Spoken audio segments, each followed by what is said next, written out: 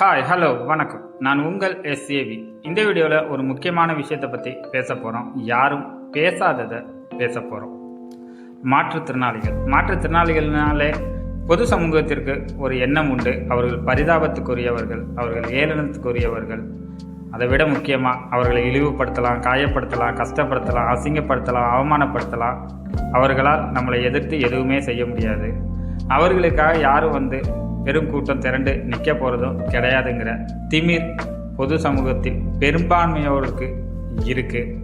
அதை விட முக்கியம், நமக்கு நல்லா கண்ணு தெரியுது, நம்மளால் நல்லா நடக்க முடியுது, பேச முடியுது, கேட்க முடியுது, நம்ம மனநிலை சரியாக இருக்குது அப்படிங்கிற ஆணவமும் உண்டு.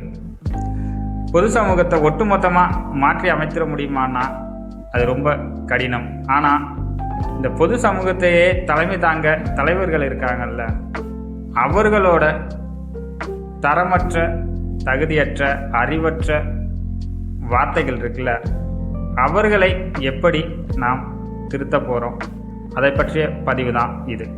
சில நாட்களுக்கு முன்பு திமுக பொதுக்கூட்டம் நடந்திருக்கு.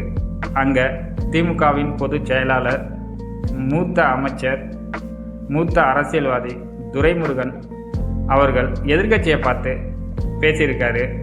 அவர் பேசிய வார்த்தைகள் அத்தனையும் ரொம்ப ரொம்ப அருவருக்கத்தக்க வார்த்தை. அது ஒட்டுமொத்த மாற்றுத்திறனாளிகளையும் இழிவுபடுத்தும், காயப்படுத்தும் வார்த்தை. அவர் பேசிய வார்த்தைகளை என்னால் அப்படியே உங்களிடம் பகிர்ந்து கொள்ள முடியாது. காரணம், அந்த வார்த்தைகள் முற்றிலும் அறிவிழந்தவர்கள், முற்றிலும் தரம் தாழ்ந்தவர்களால் மட்டுமே தான் பேச முடியும். அதனால் அவர் சொன்ன வார்த்தையை நான் வேறு வடிவத்தில் உங்களிடம் சொல்கிறேன்.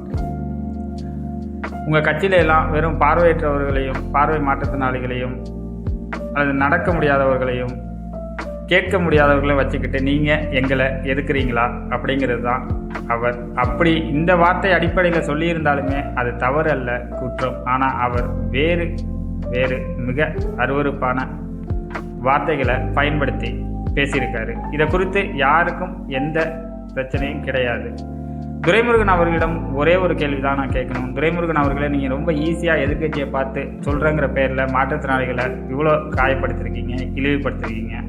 உங்கள் மானசீக குரு, உங்கள் முன்னாள் தலைவர் கலைஞர் கருணாநிதி பல ஆண்டுகள் சக்கர நாற்காலியில் அமர்ந்திருந்தார், நடக்க முடியாமல்.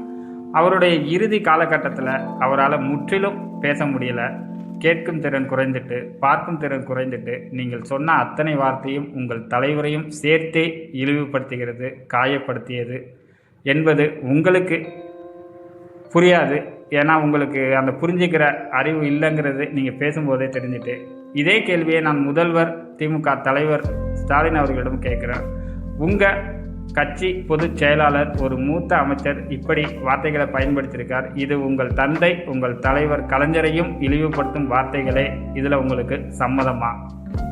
இதற்கு நீங்கள் பதில் சொல்லுங்கள். திமுக தலைவர், முதல்வர், ஆளுங்கட்சி அமைச்சர்கள், ஆளுங்கட்சி சட்டமன்ற உறுப்பினர்கள், திமுகவின் கோடான கோடி தொண்டர்கள் எல்லோரிடமே கேட்குறேன், உங்கள் எல்லோருக்கும் இதில் சம்மதமா?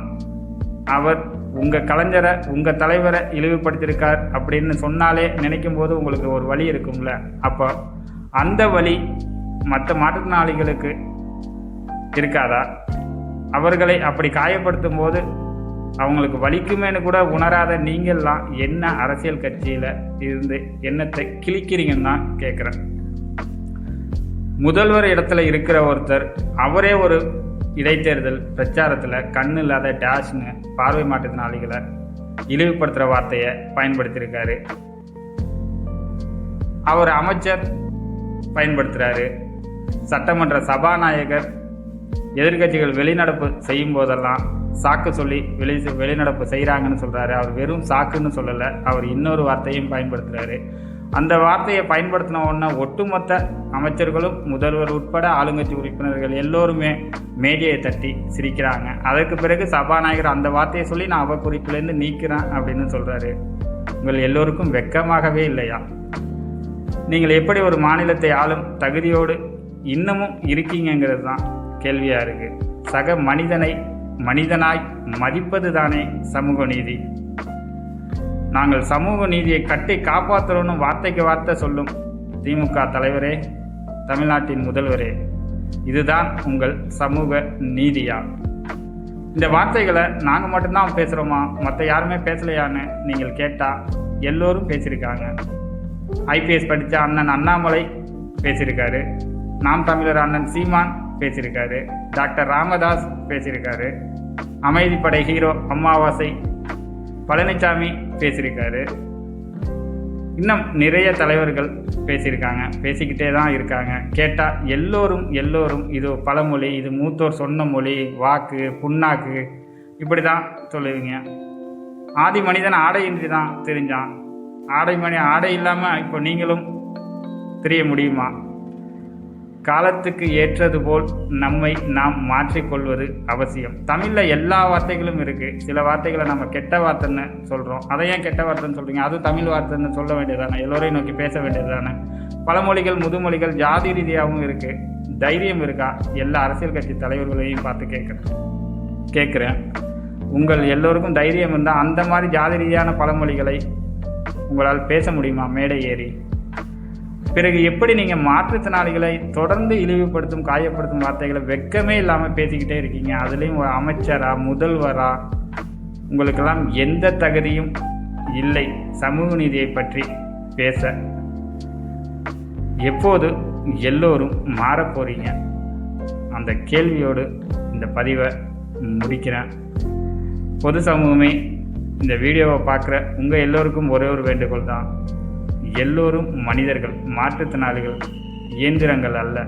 அவர்களுக்கு உதவ முடியலனாலும் பரவாயில்ல, அவர்களை வார்த்தையால் தினம் காயப்படுத்துவதை தயவு செய்து நிறுத்துங்கள். அவர்கள் உங்கள் எல்லோரிடம் விட உயர்ந்தவர்களே. நன்றி. நான் மீண்டும் ஒரு வீடியோவில் உங்களை சந்திக்கிறேன். நான் உங்கள் SAB.